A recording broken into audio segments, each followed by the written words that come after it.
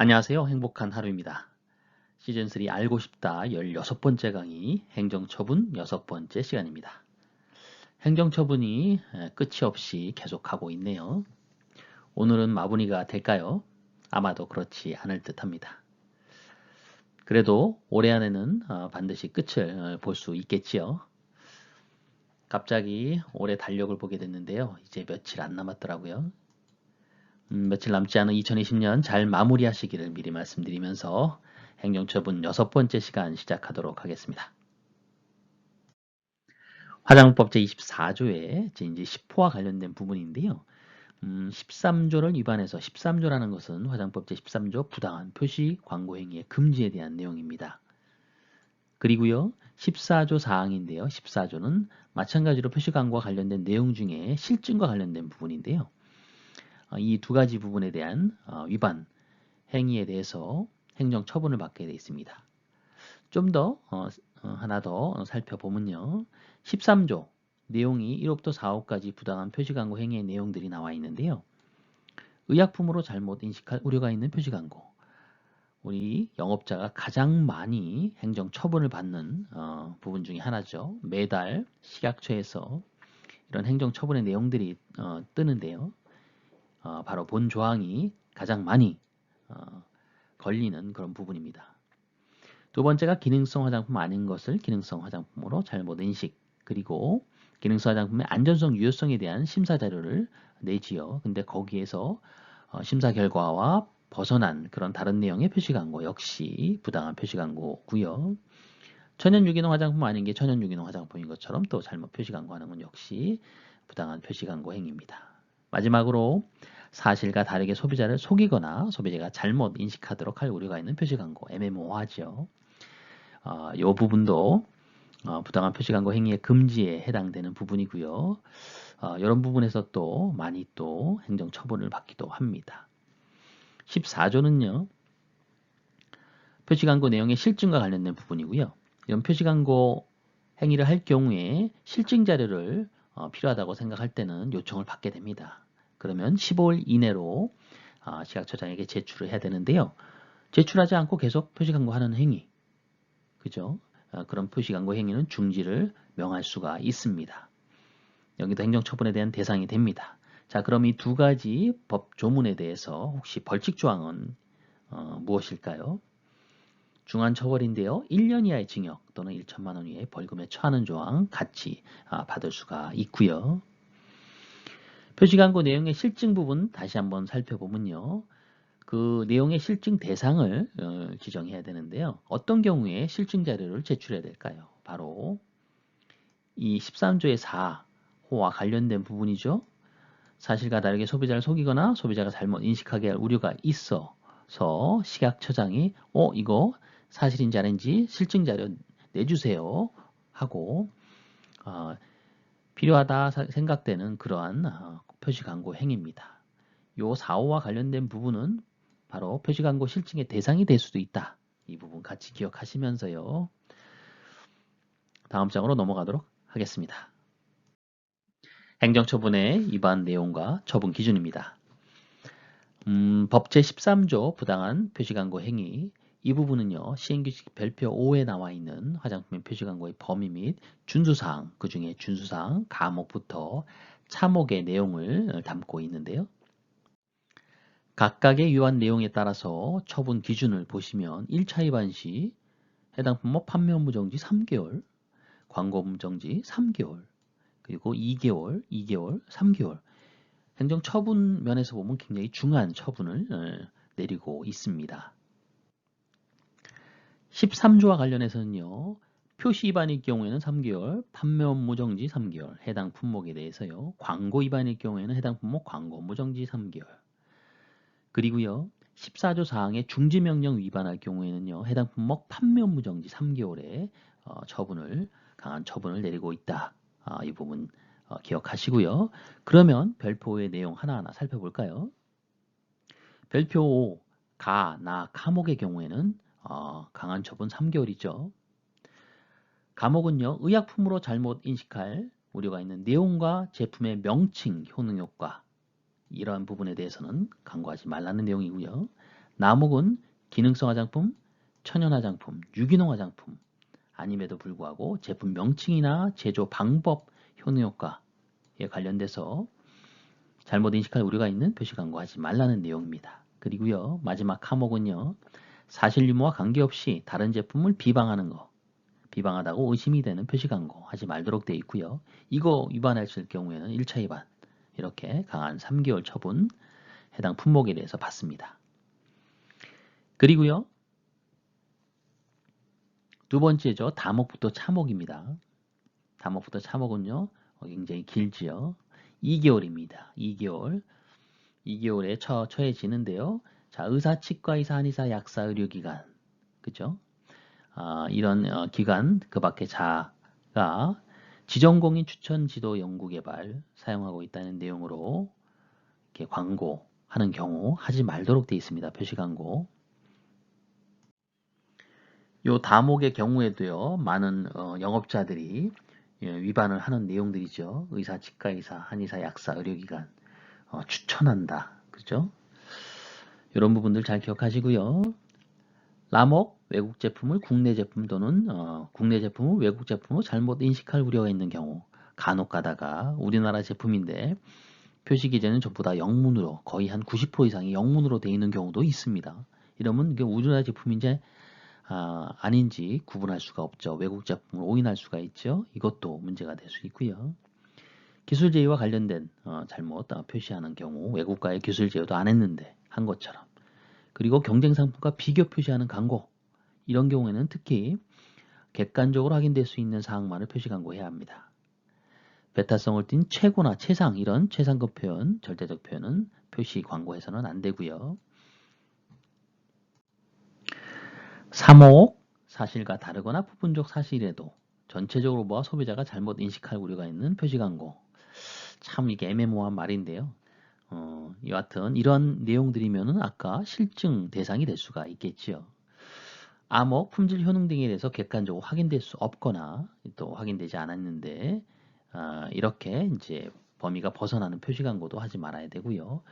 또 저속하고 혐오감을 주는 거, 표현, 도안, 사진 등 표시 광고 하지 말아야 된다는 거. 그리고 멸종위기 동물들이 있습니다. 국제적으로 멸종위기종에 해당하는 가공품이 함유된 화장품임을 표현, 암시하는 표시 광고도 여기에 해당됩니다. 잘 기억하시기 바랍니다. 행정처분 관련 11호입니다. 11호는요. 화장법 제15조 위반인데요. 15조는 바로 영업의 금지에 관한 사항입니다. 영업의 금지 내용을 보시면요. 절대로 판매해서는 안 될 그런 화장품들이죠. 제1호는요. 기능성 심사 받지 아니하고 보고서도 제출하지 아니한 기능성 화장품, 기능성 화장품이 아니죠. 이거를 판매한다는 경우죠. 또 변폐된 화장품, 전부 또는 일부, 병원 미생물에 오염된 화장품, 이물이 혼입되었거나 부착된 것, 그리고 화장품에 사용할 수 없는 원료 사용하거나 유통화장품 기준에 적합치 아니한 화장품, 코뿔소 뿔이나 호랑이 뼈, 그 추출물을 사용한 화장품, 보건위생상 위해가 발생될 우려가 있고 시설 기준 적합하지 않은 시설에서 제조된 거, 용기 포장 불량에서 보건위생상 위해를 발생할 우려가 있는 거, 사용기한, 개봉 후 사용기간 위변조한 거, 이런 것들 모두 영업의 금지에 해당되는 그런 조항들이죠. 여기에 해당되면 당연히 행정처분도 받게 돼 있고요. 벌칙은요. 내용을 봐서는 굉장히 강한 벌칙 조항이 있을 것 같습니다. 맞습니다. 3년 이하의 징역, 3천만 원 이하의 벌금, 화장품법에서는 최고의 벌칙, 형에 처하게 돼 있죠.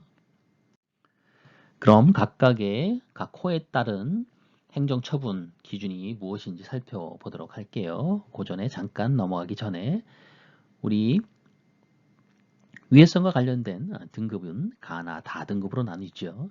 이때 위해성 가등급, 가장 위해 정도가 큰 가등급의 경우가 바로 여기에 해당되는데요. 화장품에 사용할 수 없는 원료를 사용했을 경우 가등급, 당연히 회수 대상 화장품이죠. 그리고요. 유통화장품 안전관리 기준에 적합하지 않은 화장품, 이거는 위해성 등급의 나등급에 해당됩니다. 여기서 내용량 기준, 유통화장품 안전관리 기준의 내용량 기준은 아예 제외를 하고요. 그리고 기능성 화장품 기능성을 나타나게 하는 주원료 함량이 기준치에 부합한 경우는 제외한다 돼 있죠. 이 기준치에 부합한 경우는요, 위해성 나등급이 아니고 위해성 다등급에 해당이 됩니다. 내용량은요, 위해성하고 상관이 없는 부분이죠. 자, 그럼 제15조 각 호에 따른 행정처분 기준 살펴보도록 하겠습니다. 제일 강한 벌칙 조항과 마찬가지로 행정처분 역시 강한 처분이 예상되는 부분이죠. 가장 강한 행정처분 어떤 부분일까요? 바로 요 세 번째, 시약처장이 고시한 화장품 제조에 사용할 수 없는 원료를 사용한 화장품, 이 부분을 위반했을 경우인데요.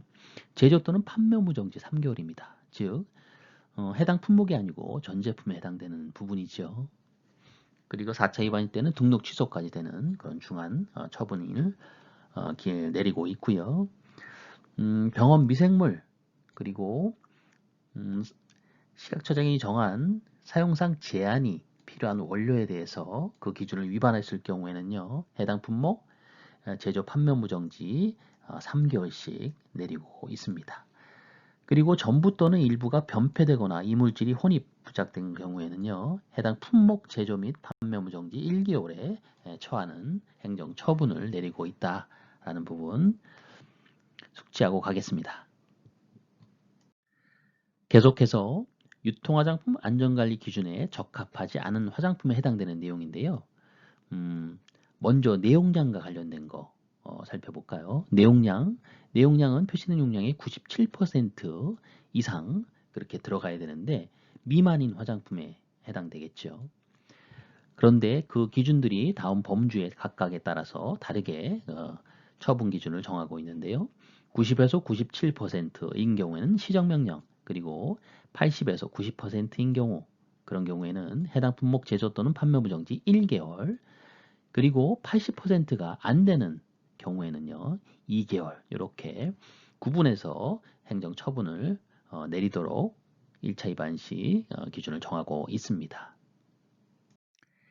계속해서 유통화장품 안전관리 기준의 기능성 화장품과 연관된 부분인데요. 기능성 화장품에서 기능성을 나타나게 하는 주원료가 있겠죠. 그 주원료 함량이 기준치보다 부족한 경우에 두 가지로 나누어서 위반 내용을 정하고 있습니다. 첫 번째가 10% 미만인 경우, 그리고 10% 이상 부족한 경우, 이렇게 두 가지인데요. 약간 이해하기가 좀 힘들죠. 여기서 한 가지 참고로 이 부분을 먼저 보도록 하겠습니다. 기능성 화장품 심사에 대한 규정에 별표 2 기준 및 시험 방법 작성 요령에 따르면 거기에 함량 기준이 나와 있습니다. 즉 예를 들어서 나야신아마이드 로션제의 경우에 나야신아마이드 로션제의 주 원료는 미백 기능성 원료로서 나야신아마이드를 쓴 거고요. 이 나야신아마이드를 2%를 써서 기능성 화장품을 받았다. 그러면 이 제재 내에 2%가 들어가야 하는데요. 반드시 2%를 꼭 맞춰서 들어가지 않아도 됩니다. 즉, 그 유효 성분 함량은 이 기준에 따라서 함량 기준을 90% 이상으로 잡고 있습니다. 즉, 2%를 사용한다 하더라도 그 안에 1.8%, 90%인 1.8% 이상 함유가 되면은 기능성 화장품의 유효성을 인정하기 때문에 기능성 화장품을 인정하는데요. 그 제재 내에서는요, 이 주원료 함량이 90% 이상 함유되도록 그 기준치를 정해놓고 있습니다. 그런데 10% 미만 부족하다 하면은 90%가 아니고요. 90% 미만에서 이제 80% 사이겠죠. 80에서 90% 들어간 경우가 해당이 되겠죠. 그리고 10% 이상이다라면은 80% 미만, 즉 2.0%에서 80% 미만으로 들어간 경우, 1.6% 미만으로 들어간 경우에 해당될 겁니다. 이러한 경우 두 가지로 나누어서요. 해당 품목 제조에 따라서 판매무 정지, 해당 품목 제조, 판매무 정지 15일, 1개월 각각 이렇게 나누어서 행정 처분을 내리고 있습니다. 그리고 그 밖에 유통화장품 안전관리 기준에 적합하지 않은 화장품의 경우에는 1개월 이렇게 내리고 있고요. 또 하나 또 강한 처분이 하나 더 있죠. 사용기한, 개봉 후 사용기한을 위변조한 화장품의 경우에는 3개월에 처하도록 되어 있습니다. 그리고 15조 위에 언급된 내용 외에 나머지 각 호에 해당하는 화장품은 해당 품목 제조 및 판매 정지 1개월에 처하지도록 1차 위반 시 정하고 있습니다. 마지막으로요, 끝내기 전에 제재는 일반적으로 기준이 90% 이상, 주원료 함량이 90% 이상인 경우인데요. 예외적으로 한 가지 치오글리콜산의 경우는 90에서 110% 사이를 그 제재에 대한 함량 기준으로 삼고 있습니다. 그리고 제2조 7호는요, 채모를 제거하는 기능을 가진 기능성 화장품에 대한 얘기지요. 이때 채모 제거에 대한 자료 제출이 생략되는 그 성분 치오그리콜산 80%짜리를 쓰고 있고요. 치오그리콜산으로서 3.0에서 4.5% 함량을 함유하면 자료 제출이 면제되는 거 기억하시죠? 오늘의 강의는 행정 처분 중에서 부당한 표시 광고와 영업의 금지에 대해서 살펴보았습니다. 두 가지만 확인하고 마무리 짓도록 할게요. 화장품 책임 판매업자가 거의 매달 가장 많이 위반하는 그런 위반 내용, 의약품 오인 광고, 표시 광고입니다. 해당 품목 판매 업무 정지 3개월이죠. 표시 위반 시, 또 해당 품목 광고 업무 정지 3개월, 광고 위반 시 행정처분을 받을 수가 있습니다. 맞춤형 화장품 판매업자도 이제 여기에서 벗어날 수가 없습니다. 조심하셔야 되겠죠. 그리고 또 하나, 사용할 수 없는 화장품, 사용할 수 없는 원료 사용한 화장품, 제조 또는 판매 업무 정지 3개월 모든 제품에 해당되죠. 3개월에 처한다는 거 기억하시면서 지금까지 행복한 하루 맞춤 화복이었습니다. 감사합니다.